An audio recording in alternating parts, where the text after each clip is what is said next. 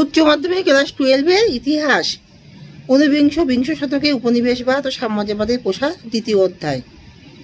তোমরা সবাই মন দিয়ে শোনো, লেখো, সবাই লাইক অ্যান্ড সাবস্ক্রাইবটা দিয়ে দাও। ঔপনিবেশিক সমাজের জাতি সংক্রান্ত প্রশ্ন ও তার প্রভাব আলোচনা করো।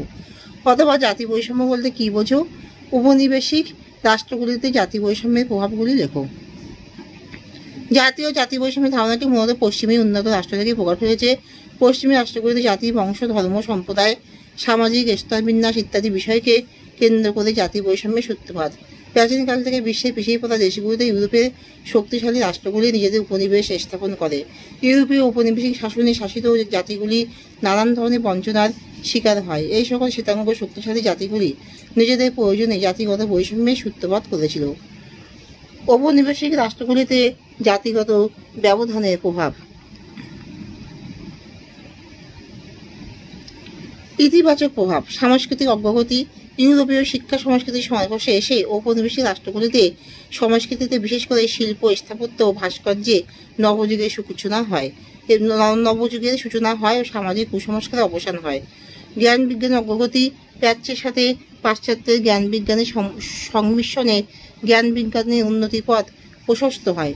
শুরু হয় ঔপনিবেশিক শক্তি কর্তৃক উপনিবেশের সভ্যতা, সংস্কৃতি ও জীবন সম্পর্কে চর্চা এবং গবেষণা।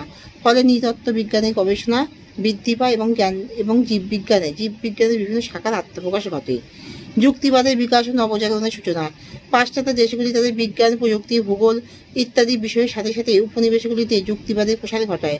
ভৌগোলিক আবিষ্কারের এবং সাম্রাজ্যবাদের মাধ্যমে প্রাচ্য পাশ্চাত্যের মেলবন্ধন ঘটে, যা যুক্তিবাদের বিকাশ ঘটিয়ে নবজাগরণের পটভূমি তৈরি করে। আর নেতিবাচক প্রভাব হচ্ছে শোষণ ও অত্যাচার। জাতিগত ব্যবধানের ফলে উপনিবেশিক রাষ্ট্রগুলিতে শুরু হয় সীমাহীন শোষণ ও অত্যাচার। শ্বেতাঙ্গ শাসকরা কৃষ্ণাঙ্গ শাসিতের উপর বিপুল পরিমাণ করের বোঝা চাপিয়ে দেয় নিজেদের আর্থিক মুনাফা লাভের আশায়। এতে দেশীয় শিল্প ও কৃষি ব্যবস্থা ধ্বংসের পথে পা বাড়ায়। দেখা যায় বিপুল সংখ্যক বেকার।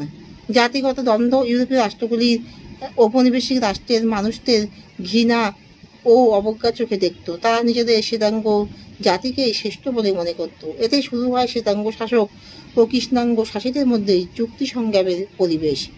শ্রমিক রপ্তানি। জাতিগত বৈষম্যের পর একটি বিভেদমূলক দিক ছিল ঔপনিবেশিক রাষ্ট্রগুলি থেকে শ্রমিকদের রপ্তানি, উপনিবেশগুলি থেকে কৃতদাসদের অন্যত্র রপ্তানি করা হতো।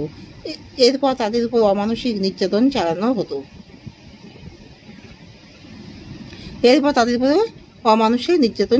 হতো। ক্যাপ্টেন কুক কোন কোন দেশ আবিষ্কার করেন? হাওয়াই দ্বীপপুঞ্জ, নিউজিল্যান্ড, অস্ট্রেলিয়া ইত্যাদি দেশ আবিষ্কার করেন ক্যাপ্টেন কুক। এখানে শেষ করছি।